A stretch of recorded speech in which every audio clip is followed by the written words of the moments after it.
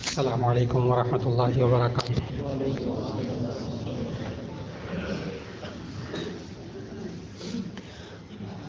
نحمده ونصلي على رسوله الكريم، اما بعد فاعوذ باللہ من الشیطان الرجیم، بسم اللہ الرحمن الرحیم۔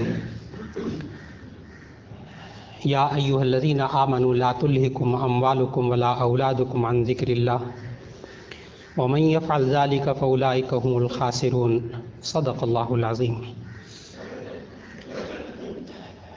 اللہ رب العزت نے انسان کو یہ جو مال اور اولاد عطا فرمائی ہے،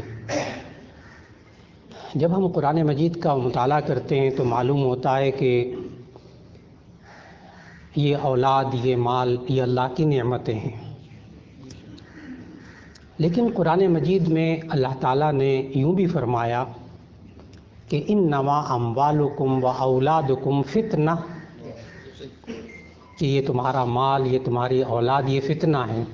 تو ہمارے اردو زبان میں جب فتنہ کہتے ہیں وہ کوئی فساد والی بات کو کہتے ہیں، فساد والی بات کو، تو فوراً ذہن میں سوال آتا ہے تلاوت کرتے ہوئے کہ ایک طرف یہ اللہ کی نعمتیں ہیں، ایک طرف اللہ وہ دیتا ہے یہ نعمتیں، اولاد بھی، مال بھی، پھر اللہ اسی کو خود ہی فتنہ کہہ رہا ہے، تو ہم کیا کریں؟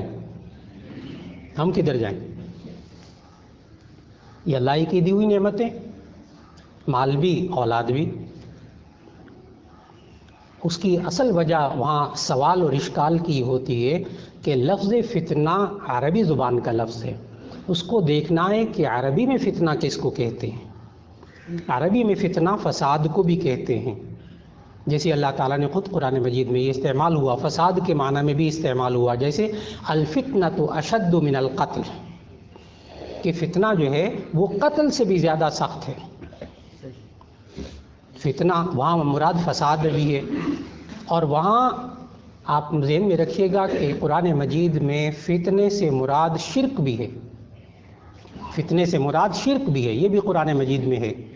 چنانچہ اسی آیت میں الفتنۃ اشد من القتل میں بعض مفسرین نے الفتنہ کی تفسیر شرک کی ہے، کہ یہاں شرک مراد ہے، کہ شرک جو ہے قتل سے بھی زیادہ برا ہے، اور بعض مفسرین نے یہاں فساد مراد لیا ہے، تو فتنہ کا ایک یہ معنی بھی ہے۔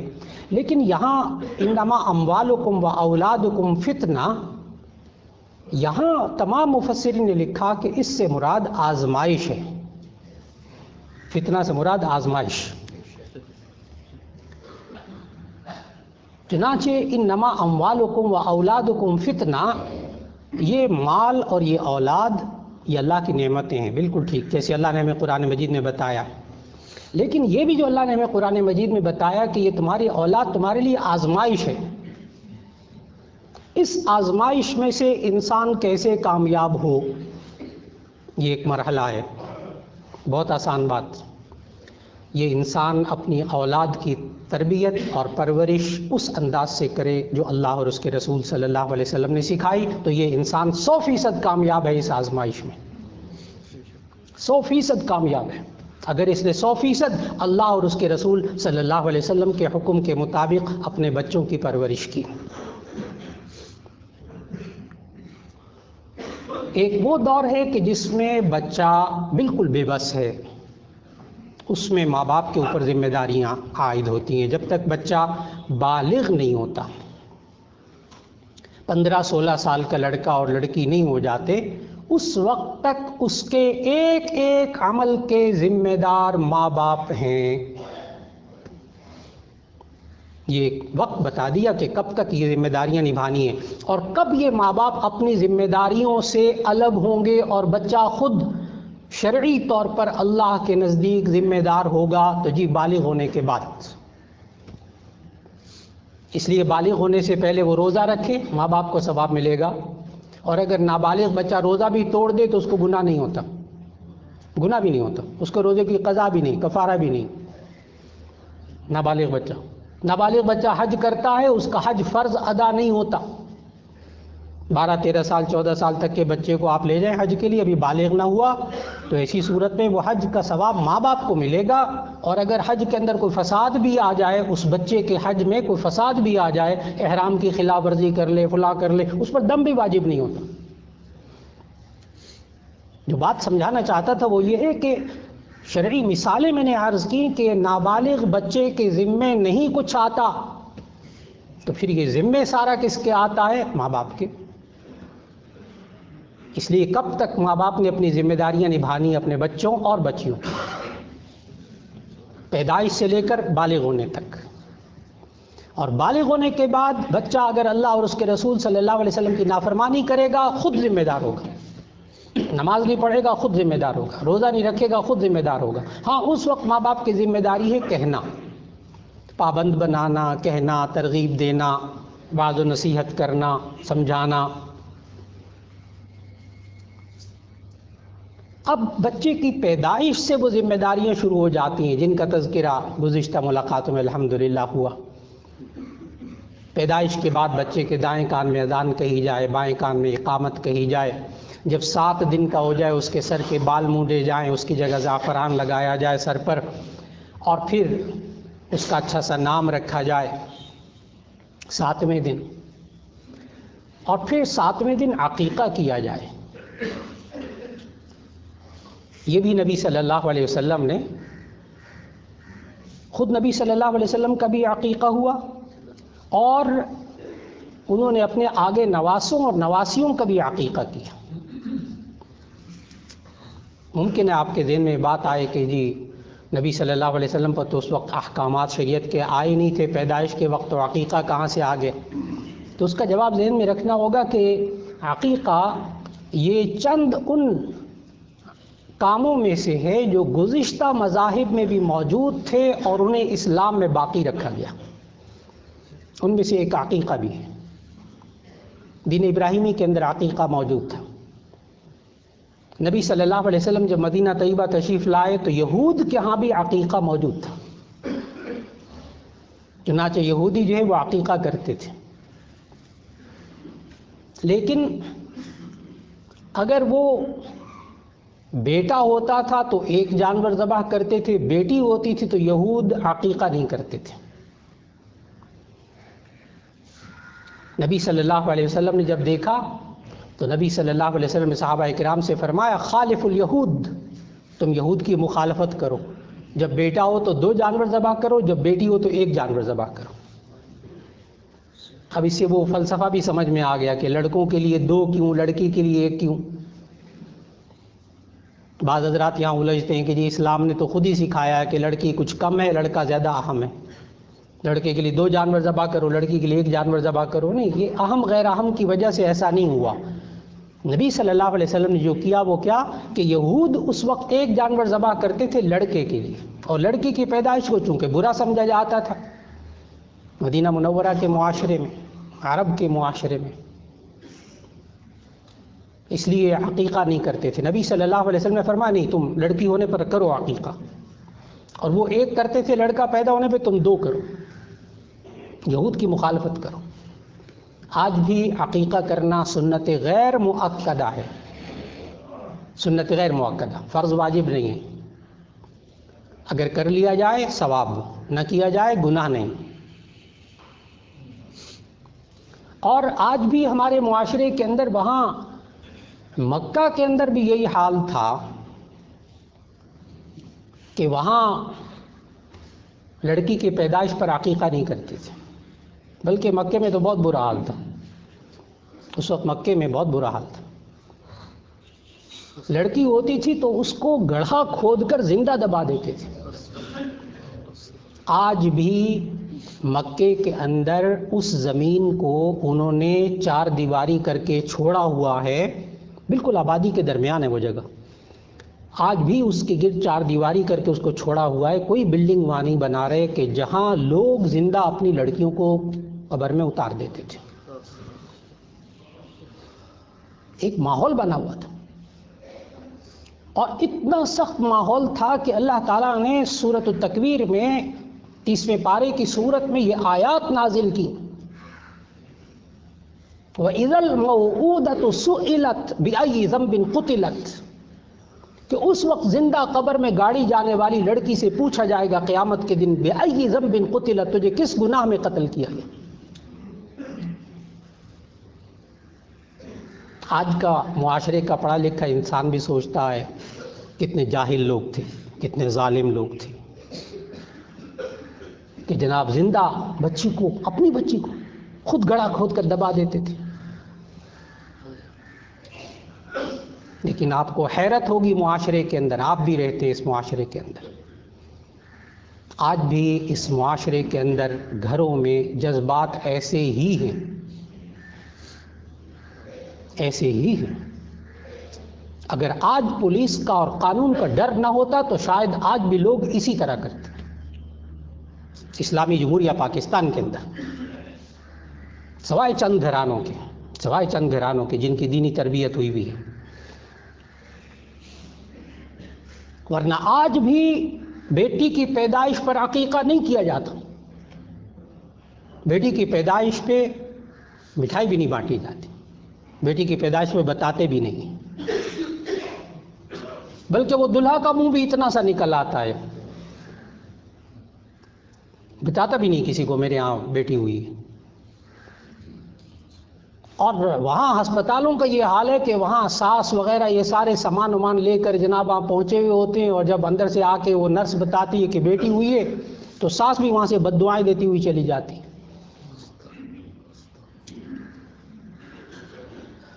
آپ سوچتے ہوں گے اب تو الٹرا ساؤنڈ کا زمانہ ہے، اب تو بتا دیتے ہیں پہلے سے لڑکا ہوگا کہ لڑکی ہوگی، لیکن جب الٹرا ساؤنڈ کے بڑے بڑے ڈاکٹر حضرات سے ملاقات ہوتی تو وہ کہتے ہیں کہ اب ہم نے بتانا ہی بند کر دیا، کہتے ہیں اب تو گھروں میں فساد مچ جاتا، اگر ہم کہہ دیں کہ بیٹی ہوئی ہے تو بس سمجھو کہ اس وقت سے طلاق کے احکامات جاری ہونے شروع ہو جائیں گے، پہلی بیٹی پہ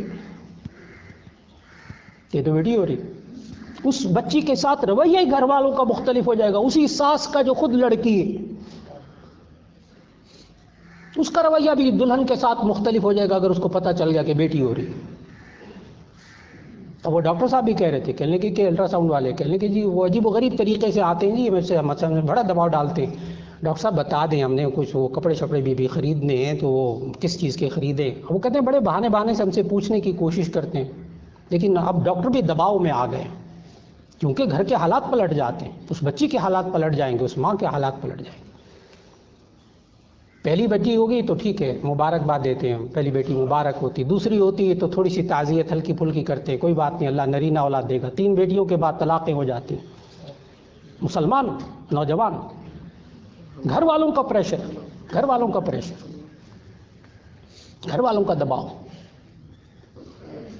آج وقت کی ضرورت ہے کہ ہمیں یہ بھی ذمہ داری پورا کرنی پڑے گی، ہم بزرگوں کو، بزرگ خواتین کو، بزرگ مردوں کو، ان نوجوان بچوں اور بچیوں کو سمجھانا پڑے گا کہ اولاد اللہ کی نعمت ہے، اور نعمت کے ساتھ ساتھ آزمائش بھی ہے، اور اس آزمائش پر پورا اس وقت اتریں گے جب بیٹی پیدا ہو تو اس وقت بھی خوشی مناؤ، اس وقت بھی عقیقہ کرو، اور اگر بیٹی کی پیدائش پہ عقیقہ نہیں کیا تو یہ آزمائش میں فیل، اللہ کے نزدیک آزمائش میں فیل کہ بیٹی کی پیدائش پہ خوش نہیں ہوا، عقیقہ نہیں کیا اس نے۔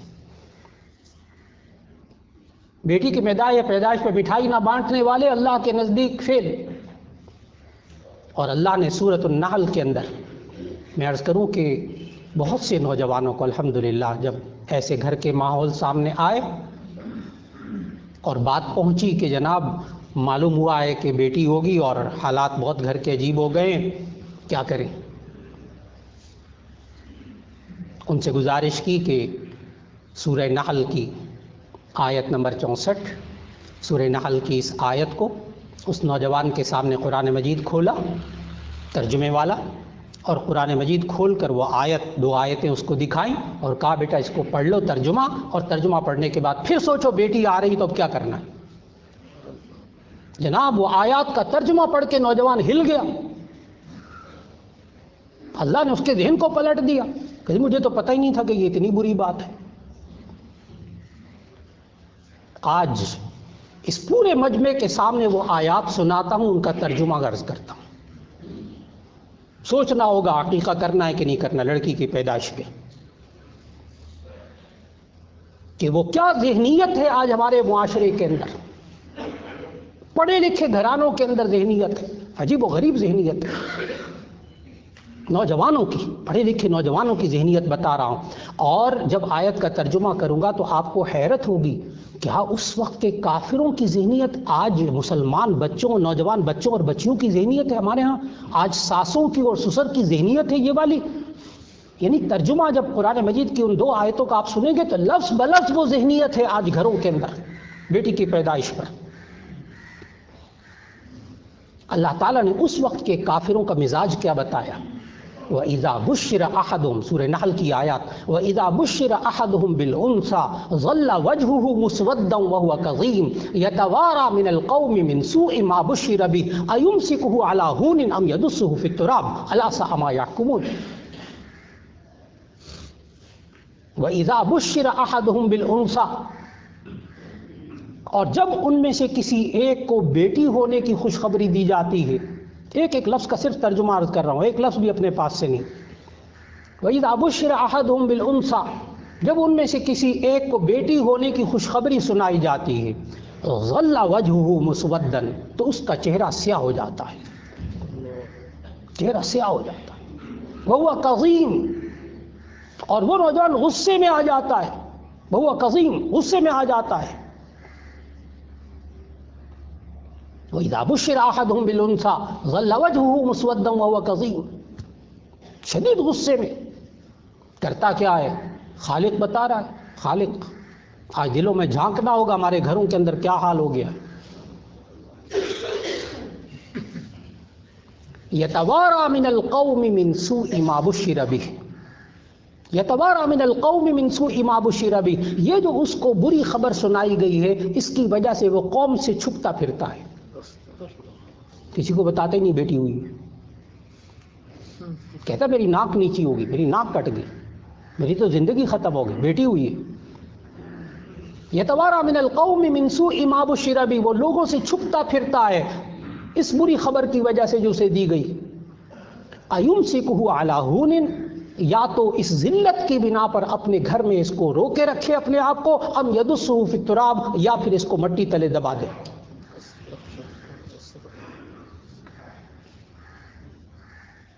एक अस्पताल में एक मौके पे जाना हुआ, उन अजीज़ा के यहाँ बेटी पैदा हुई थी। वो कमरे के अंदर मिठाई खा रहे थे, बर्फ़ी खा रहे थे। एकदम एक खातून दाखिल हुई कमरे में,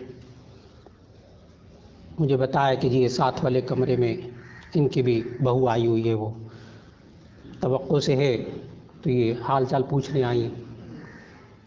तो आते साथ पूछा जी क्या हुआ है, तो उन्होंने कहा जी बेटी हुई है। साथ ही उन्होंने डब्बा बढ़ा दिया मिठाई का, ले आप भी खाए। उसने हाथ में उतनी देर में मिठाई उठा ली थी, बर्फ़ी का टुकड़ा, और जब बताया कि बेटी हुई है उसने फ़ौरन वो बर्फ़ी का टुकड़ा वापस डब्बे में रख दिया। मिठाई बच्ची होने पे मिठाई खा रहे हो, चली गई वहाँ से वो। और बाद में पता चला कि वो इसलिए चली गई कि अगर ये मिठाई वो खा लेती तो उसकी बहू के यहाँ भी बेटी होती। जी हाँ, ये भी हमारे मुआशरे में है कि अगर बेटी की, किसी की बेटी की मिठाई आ जाए और वो बहू खा ले तो ऐसी सूरत में उसके यहाँ भी बेटी होगी। ये ऐसी नहूसत है, एक दूसरे को लग जाती है नहूसत। बेटी हो किसी, 3-4 बेटियां हो किसी के घर में, तो उस बहू को वहां नहीं भिजवाते कि वहां ना जाया करो, वहां उनकी सारी बेटी हैं, इसका भी बेटी होगी। इतना मुताद्दी मरज़ है ये वाला, एक दूसरे को लग जाता है। ये ज़हनियत हमारे मुआशरे की। नबी सल्लल्लाहु अलैहि वसल्लम ने इसको कैसे ख़त्म किया? नबी सल्लल्लाहु अलैहि वसल्लम ने इसको ऐसे ख़त्म नहीं किया कि बस कानून बना दिया, आइंदा जो बच्ची को दबाएगा उसको फांसी पे लटका दिया जाएगा, उसको यूं कर दिया जाएगा। नहीं, जहन बनाया, अखलाक बनाए, अखलाक बनाए। उस मुआशरे के अंदर बेटी के होने की अहमियत बताई और यूं फरमाया। आज नौजवानों को ज़हन में रखना होगा कि नबी सल्लल्लाहु अलैहि वसल्लम ने फरमाया कि जो शख्स जिसके यहाँ बेटी हो, 2 बेटियाँ हों, और वो उनकी परवरिश करे और फिर उनको अच्छी तरीके से उनका निकाह कर दे शादी तक, अना वहुआ कहातैनी यौमल क़ियामा, नबी सल्लल्लाहु अलैहि वसल्लम ने 2 उंगलियों को जोड़ कर दिखाया कि मैं और वो शख्स क़यामत के दिन इस तरह साथ साथ होंगे। जामे तिर्मिज़ी की हदीस है। कोई मकाम होगा ना उस शख्स का जो बेटी को पालता है शादी तक। इसलिए बेटी के होने पर भी अक़ीक़ा कीजिए, मिठाई भी बांटे। خوشی ظاہر کریں. اور یہ ان گھروں میں ہوتا ہے جہاں بیٹیوں کی عزت کی جاتی ہے، جہاں بیٹیوں کا احترام کیا جاتا ہے، وہاں بیٹیوں کی پیدائش کو برا بھی نہیں سمجھا جاتا. اور جہاں بیٹی کی دوسرے کی بیٹی آتی ہے بہو بن کر، اس کو ذلت کے گڑھوں میں جب اتارا جاتا ہے اور اس کے ساتھ جب بدسلوکی کی جاتی ہے، اس کے بعد وہی شوہر جو ہے اپنے ہاں بیٹی ہونے کو پسند نہیں کرتا کہ بیٹی ہونے کے بعد تو بڑی ذلت والی بات ہو جائے گی. آج وقت کا تقاضا، بیٹی پیدا ہو اس کے اوپر عقیقہ کیا جائے. ہاں، عقیقے کا طریقہ، یہ جو ہمارے ہاں معاشرے میں عقیقہ مشکل ترین چیز بن گیا کہ بہت بڑی دعوت ہوگی، اب لاکھوں روپے کون خرچ کرے؟ عقیقے کے اوپر لاکھوں روپے کا خرچ. آنے والے مہمان بھی، وہ بھی مصیبت میں مبتلا، اس لیے ہر ایک کو گفٹ بھی لانا ہے، کپڑے بھی بدلنے، کپڑے بھی تیاری کرنی. ہر ایک خاندان 10-10 ہزار 20-20 ہزار بیچارہ جو ہے نا وہ دباؤ تلے آ جاتا ہے. عقیقہ کسی کا ہے؟ حالانکہ سنت طریقہ کیا تھا عقیقے کا کہ ایک جانور کو لیا جاتا، ایک بکرا لیا جاتا قربانی کی طرح کا، اور پھر اس کو ذبح کر دیا جاتا، چاہے گوشت کچا تقسیم کر دیا جائے، اب کسی کو بلایا بھی نہ جائے اور اس کے دروازے پہ گھر والوں کے طرف سے رشتہ دار کے گھر میں پیک ہوا ہوا گوشت پہنچایا جائے تو وہ تو خوش ہو جائے گا. کچا گوشت پکا کے بھی بھیجا جا سکتا ہے، کچا بھی بھیجا جا سکتا ہے. بس عقیقہ ہو گیا، کوئی مشکل نہیں.